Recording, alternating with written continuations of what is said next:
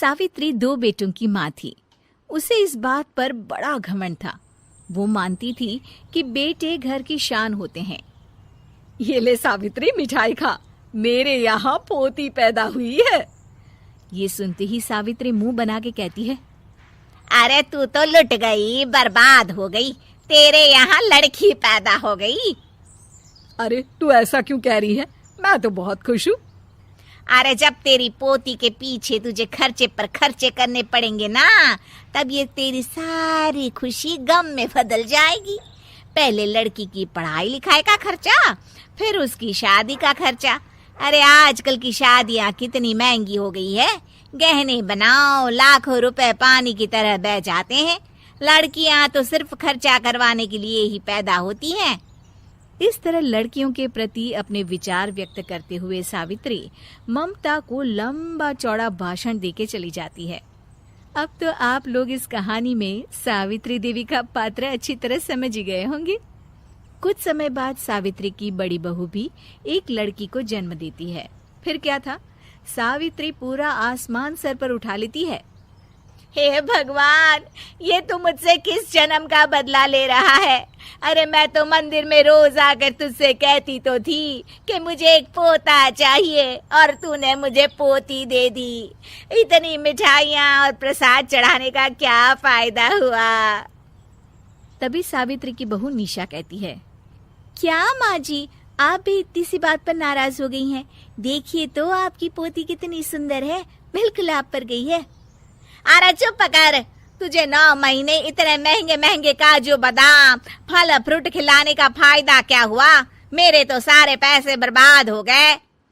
ये सुन सावित्री का बड़ा बेटा अजय कहता है, माँ, तुम सिर्फ नाम के लिए 2020 में रहती हो। असल में तुम्हारा दिमाग सैकड़ों साल पुरानी सोच रखता है।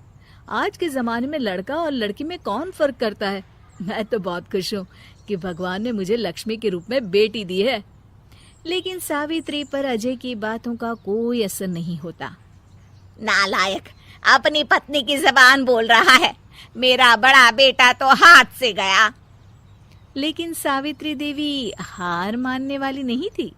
वो पोते की चाह में अपने छोटे बेटे विजय की शादी करवा देती है। कुछ समय बाद आखिरकार वो दिन आ ही जाता है जब सावित्री की छोटी बहू गर्भवती हो जाती है। सावित्री इतनी खुश हो जाती है कि वो बच्चे के जन्म से पहले ही सारे मोहल्ले में ढिंढोरा पीटने लगती है। ये क्या सावित्री, तू तो पोते के जन्म से पहले ही मिठाई बांट रही है। पहले पोता पैदा तो होने दे, और फिर क्या पता अगर पोते की जगह पोती पैदा हो गई तो। ये सुन सावित्री चिढ़ जाती है। अरे अपनी काली जबान मत चला, मेरी मिठाई खा के मेरा ही बुरा सोच रही है। बड़ी आई, ला मेरी मिठाई वापस कर। देख लेना, इस बार मेरे यहाँ पोता पैदा होगा, पोता। लेकिन ठीक इसका उल्टा होता है। सावित्री की छोटी बहू भी एक लड़की को जन्म देती है। सावित्री फिर से रोना धोना शुरू कर देती है और अपनी छोटी बहू को कोसते हुए भला बुरा कहने लगती है। देखते ही देखते ये सावित्री की रोज की आदत हो जाती है। एक दिन उसकी इस आदत से परेशान होकर विजय अपने भाई अजय से कहता है, भैया, माँ खुद एक औरत होकर हमारी बेटियों को पसंद नहीं करती, उल्टा उन्हें रोज कोसती रहती है। मुझे माँ की यह आदत बिल्कुल पसंद नहीं आती। अरे तू ठीक कहता है, मैं भी अब माँ से तंग आ गया हूँ।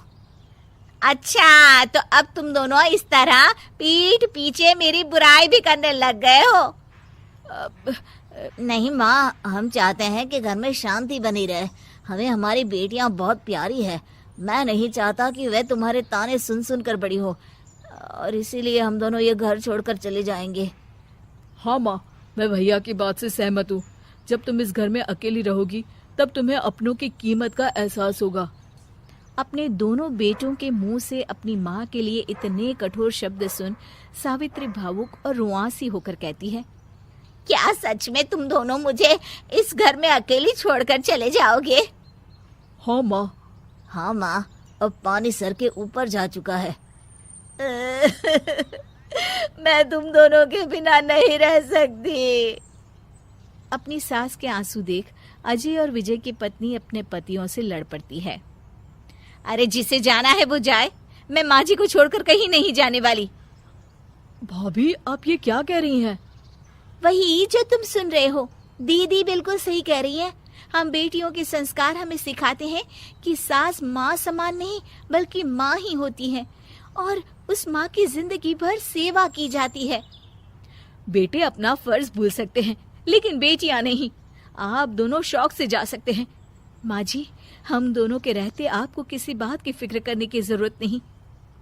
फिर क्या था, सावित्री के ऊपर छाए बेटों के घमंड के बादल उसकी बेटी स्वरूप बहुओं के तेज के आगे आंसू के रूप में परिवर्तित होकर सावित्री की आंखों से बहने लगते हैं और वो उन दोनों को गले लगा लेती है।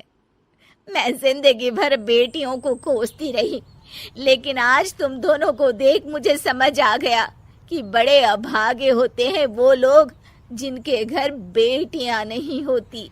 प्रेग्नेंट सास।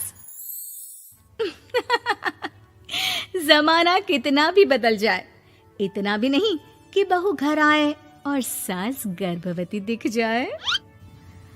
देखो मीरा, माँ का पूरा ख्याल रखना है, उनसे अब काम नहीं होता है। क्यों, क्या हो गया है? तुम्हारी माँ तो हट्टी कट्टी दिख रही है, पूरी शादी में घोड़ी की तरह नाची है, अब क्यों काम नहीं होता उनसे?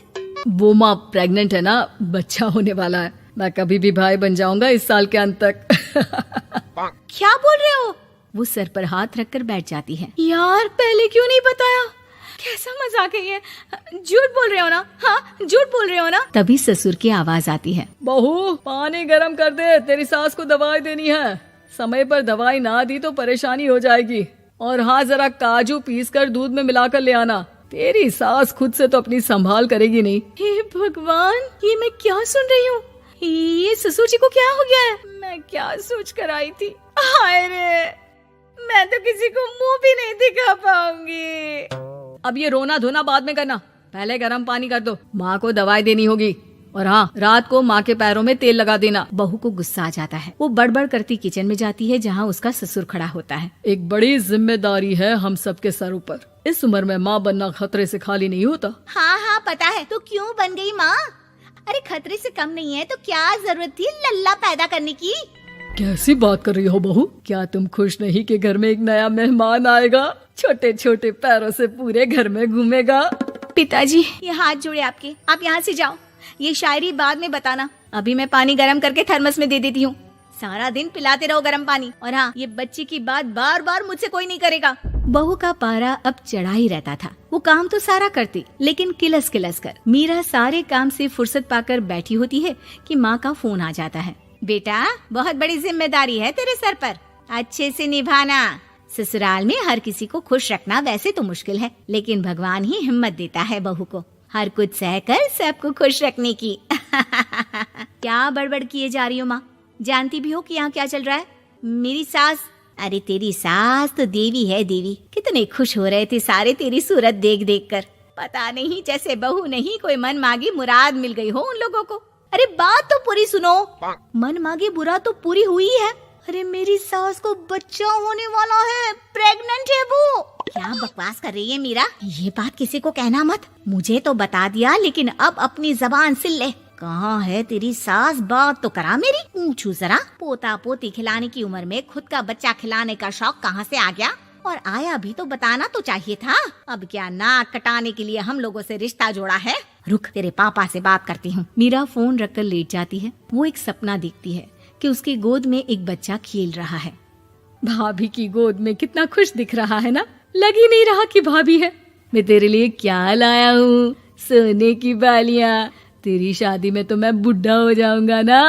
अरे कैसी बात कर रहा है बेटा, इसकी जिम्मेदारी तो तू ही लेगा। हम लोगों का तो कोई भरोसा नहीं, कब ऊपर वाला उठा ले। बहू को सास को देख देख कर गुस्सा आ रहा था। तभी वहाँ पड़ोसन आ जाती है। अरे बहू, तुझसे तो पूछने से भी डर लगता है कि कब खुशखबरी सुना रही है। अब तो अपनी 1 महीने की ननद की ही जिम्मेदारी संभाल ले, बहुत है। अपने जेवर भी रख देना और पैसे भी जमा करना शुरू कर दे। वो बात आगे बढ़ाती उससे पहले ही बहू जोर से चिल्लाकर उठ जाती है। नहीं नहीं नहीं नहीं, मैं अपने जेवर किसी को नहीं दूंगी। अरे कौन ले रहा है तुम्हारे जेवर? तुम औरतें भी ना सपने में भी जेवर ही संभालती रहती हो। मैंने जो सपना देखा है ना, सुनोगे तो होश उड़ जाएंगे। अच्छा, तुम अपना सपना बाद में बताना, पहले मेरा सुनो। कल मैंने इतना अच्छा सपना देखा कि अगर वो पूरा हो जाता है ना तो मैं तुम्हारे लिए रानी हार बनवा दूंगा। बहू अब सारे गम भूलकर पति का सपना सुनने में लग जाती है। अरे क्या सपना था, बताइए ना। बोलिए भी तो, क्या सपना है? मैं पूरा कर दूंगी अगर बात रानी हार की है तो। बोलिए बोलिए। मैंने रात को सपना देखा कि माँ को बेटी हुई है और मुझे बहन। सच्ची, इस घर में बेटी हो जाए तो मैं तो झूम ही उठूं। मीरा का मुंह बन जाता है। वो चुप हो जाती है और सपने की बात याद करती है कि बेटी हुई तो उसे ही अपने गहने उसे देने होंगे। फिर तो रानी हार की जरूरत पड़ेगी ही। भाई लड़की बड़ी होगी, उसकी शादी होगी तो जेवर तो चढ़ाने ही होंगे ना, कहाँ से आएंगे वो? कितने समझदार हो तुम मीरा। मैंने भी यही सोचकर तुम्हारे लिए रानी हार लेने का सोचा था। अरे फूटी किस्मत मेरी जो ऐसा परिवार मिला। मेरे पापा की तो मैं अभी क्लास लगाती हूँ, जो सब जानते हुए भी ऐसे परिवार में मेरी शादी कर दी। बहू पिता को फोन लगाने ही वाली होती है कि ससुर की फिर से आवाज आती है। बहू, गरम पानी ले आ जल्दी, थर्मस में खत्म हो गया है। बाद में खबर लेती हूँ मैं पापा की, पहले सास को गर्म पानी दिया हूँ। बहू अभी किचन में काम कर ही रही थी कि मीरा के मम्मी पापा आ जाते हैं। वो हाथ में ढेर सारे फल लेकर आते हैं। मीरा के पिता मीरा के ससुर से कहते हैं, लीजिए भाई साहब, ये फल रखिए, बहन जी को खिला दीजिएगा। वैसे कैसी है उनकी तबीयत? बस पता तो है आपको, ऐसे वक्त में जो होता है बस वही सब। मुझे तो सुनकर बहुत गुस्सा आया था, लेकिन चलिए, भाग्य में जो है लिखा उसे कौन टाल सकता है। डॉक्टर को दिखाए? हाँ, बस डॉक्टर आने ही वाला है। अच्छा हुआ आप लोग भी आ गए। उतने में एक सुंदर सी लेडी डॉक्टर आती है। पेशेंट कौन है, आप? अरे नहीं जी, मैं तो बहू हूँ इस घर की। मैं तो अभी सोच भी नहीं सकती पोता या पोती के बारे में, अभी तो मेरी सास ही। अरे चुप हो जाना, देख तो ले, डॉक्टर है ये, किसी के भी सामने गुस्सा फोड़ देती है। डॉक्टर कमरे में जाती है और थोड़ी देर बाद बाहर आ जाती है। पीछे से सास भी निकल आती है। हे भगवान, इतना दुख तो किसी को भी ना दे जितना मुझे दिया है। देखिए बहन जी, आप लोगों को तो ये सोचना भी नहीं चाहिए था। वही तो मैं भी कह रही थी कि आप लोगों के लिए तो सोचना भी गुनाह है, लेकिन अब पछताए होत क्या जब चिड़िया चुग गई खेत। डॉक्टर वहाँ से चली जाती है। मैं माँ नहीं बन सकती, मैं प्रेग्नेंट भी नहीं हूँ।